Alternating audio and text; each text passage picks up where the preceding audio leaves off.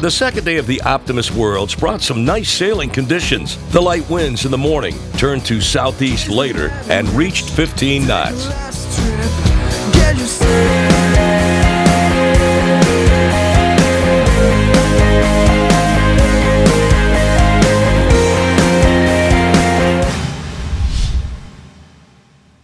Most of the athletes arrived at 10 a.m., got their gear ready, and headed to the racing area.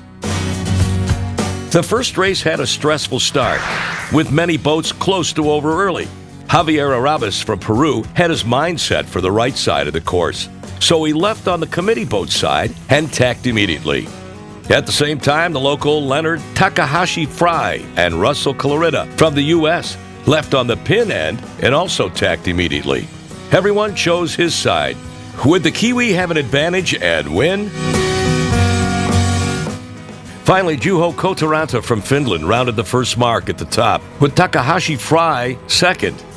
The fierce battles continue a little further back, with the Peruvian fighting Peter Lin Janisic from Slovenia.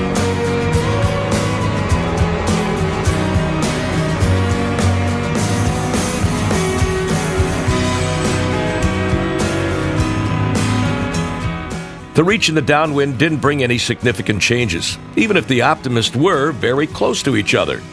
The youngsters gave their best and showed that they can race like true Olympic sailors. As expected, the top skippers had different opinions on which gate mark to round, each one betting on a different wind shift. The wind proved to be very shifty in the second upwind, and the Kiwi had an advantage. Juho Kotaranta from Finland was no match for Leonard Takahashi Fry.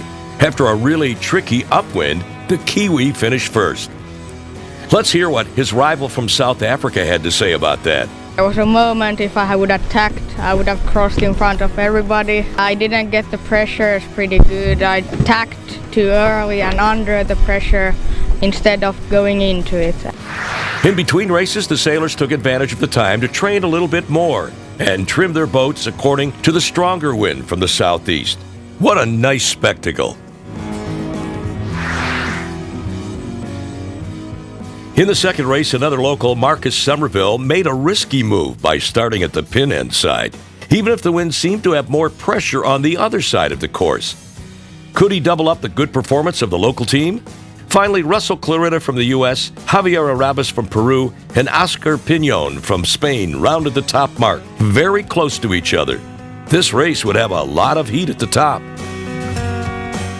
During the reach and the downwind, the sailors need to fight for a clean wind path and work their main sheet to maximize the boat speed.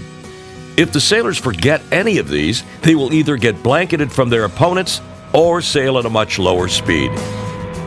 By the end of the downwind, the Peruvian had closed up on the American, and they both chose a different gate mark to round. The American would not let the Peruvian steal away his hard-earned bullet and was constantly trying to blanket his opponent's sail. Let's see what and how blanketing happens in a 3D animation.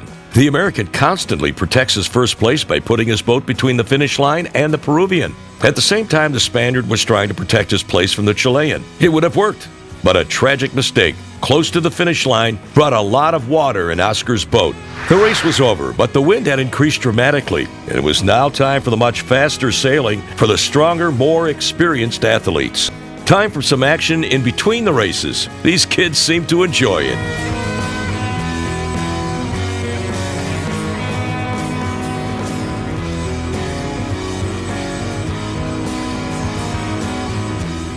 In the third race, Tomás Ugarte from Chile, Santiago Sampio from Portugal, and Felipe Rodina from Brazil had the best start. However, Sophie Brown from Ireland and Dachi Takayama from Japan proved to be better in the stronger winds and rounded the first mark at the top. Bart Lambry from the Netherlands was close behind. The day finished with some really exciting weather conditions. Are the future champions already at the top, or will we see some big changes happening soon? One thing is certain, the young sailors know how to fight, and they certainly will.